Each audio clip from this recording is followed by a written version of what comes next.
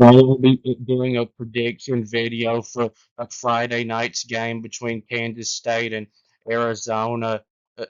I think that this is going to be a close game. I'd be shocked if it wasn't a one-score game, and I think it's going to be kind of a shootout. At quarterback, when I think of a quarterback, I usually think of who is the better passer when I'm making a comparison between two quarterbacks. And Noah Fafita at Arizona, to me, is clearly a better passer than Avery Johnson is at Kansas State right now. But I know that some quarterbacks do a lot of running, and Avery Johnson is one of those that does a lot of running and is a very good runner. And he's a better runner than Noah Fafita is. But Noah Fafita is a top 10 quarterback in the country and a quarterback that I'm pretty sure in a few years is going to be playing in the NFL. And I still wouldn't count him out of the Heisman Trophy, even though I think it's unlikely.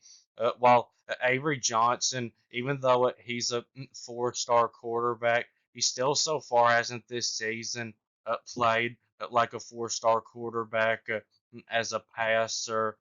But the good news for Kansas State is their offense leans on the run game, so they won't be needing him to make a whole lot of good throws in this game. I doubt that he'll throw more than 20 times in this game, while Arizona is going to be leaning a lot more on the pass in this game.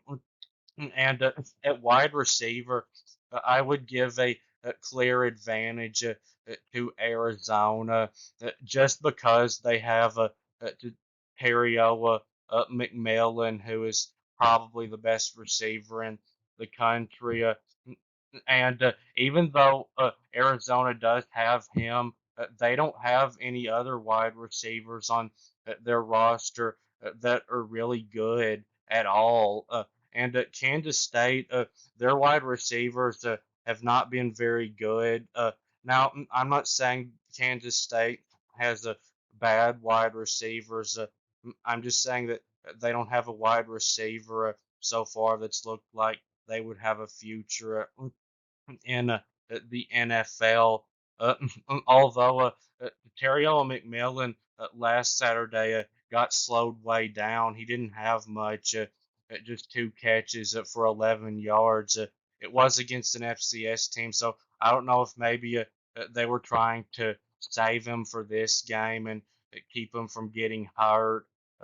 But the week before, he had over 300 receiving yards, and I don't think he'll get 300 receiving yards against Kansas State, but I do think that he'll have a big game in this game. I think he'll probably reach 100 receiving yards. And at running back, Kansas State has the advantage here. I think they are really good at running back. This is one of the best rushing teams in the country with two really good running backs and a quarterback that's one of the best rushing quarterbacks in the country. So DJ Giddens at Kansas State's at starting running back last season and this season is still one of the best running backs in college football. He's rushed for over 100 yards in each of the first two games.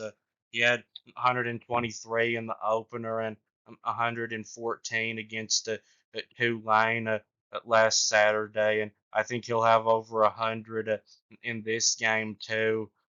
A for sure future NFL running back. And then uh, Dylan Edwards, the small running back that they brought in this year from the Colorado Clown Show, has been really good for them so far. Now, he hasn't gotten very much playing time.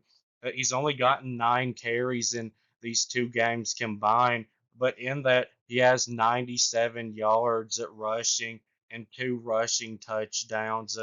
So he's averaging almost 11 yards a carry. I think he'll get a lot more carries in this game.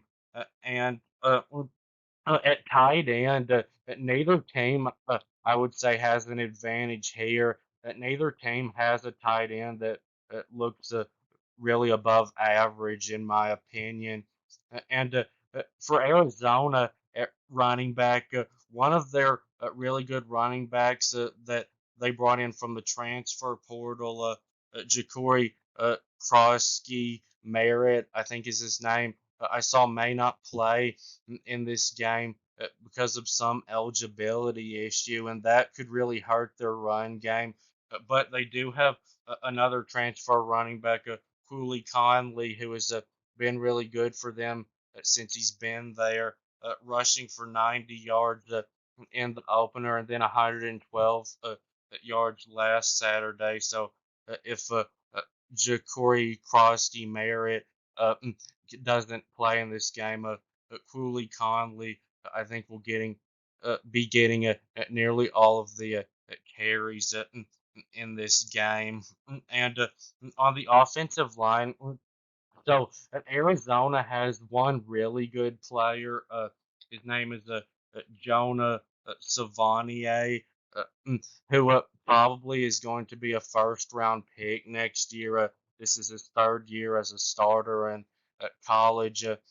But the rest of their offensive line is not that good. It's really just about average. And then Kansas State's offensive line, they don't have a player I don't think as good as him. But Chris Kleiman does a really good job with offensive lines, and Kansas State has a lot of experience on their offensive line. So I actually think that they probably still have an advantage over Arizona here. And then defensively, Arizona has several really good players, but then they've got a lot of players that aren't very good. And Kansas State, I don't think has as many elite players on their defense as Arizona does, but they've got solid players really everywhere on their defense and a lot of pretty good players.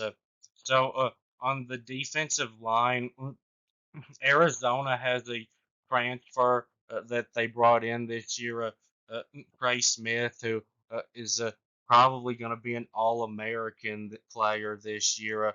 One of the best defensive linemen in the Big 12, I think. He had a big game last Saturday with 7 tackles and a sack, but the rest of their line is not very good. And Kansas State doesn't have a player on their defensive line as good as him, but they've got solid players everywhere on their defensive line. And like with the offensive line, Chris Kleiman does a good job with defensive lines too. He's good with the line of scrimmage. And at linebacker, Arizona has probably the best linebacker in the Big 12, and who's probably Arizona's best defensive player, Jacob Manu. But other than him, they don't really have any good other linebackers on their roster.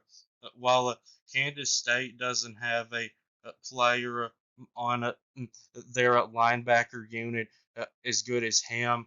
They do have a good linebacker combination with Austin Moore and Desmond Purnell. I think probably Kansas State has an advantage at linebacker in this game. And then in the secondary, at cornerback, Arizona probably is a little bit better because they have Tacario Davis, who is an elite player. He's one of those cornerbacks that you don't want to throw over to his side.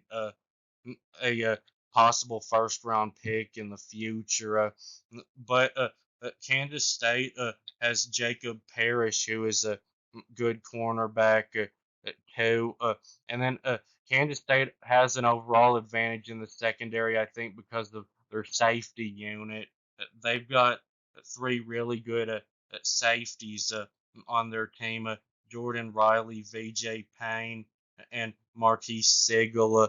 And Arizona, they've got Traden Stoops at safety, who's a very good player, but other than him at safety, they're not very good. So I think that in this game, those safeties that will cause problems for Fifita throwing the deep ball, and I think that Kansas State has an advantage in this game because of the kind of offense that they run. They run the football a whole lot and really well. And Arizona's front seven overall is not very good. And the secondary being Arizona's most experienced part of their defense, it probably means that it's going to be their best part. And Kansas State it doesn't throw the football much, so that's why they're at a disadvantage defensively. Arizona is, and Arizona though I'm sure will make some plays at throwing the football because of how good Fafita is though, and I think that this game will be 38 to 30 for an estimate. But that will be it with this video. And please subscribe and thanks for watching. And I'll be back soon.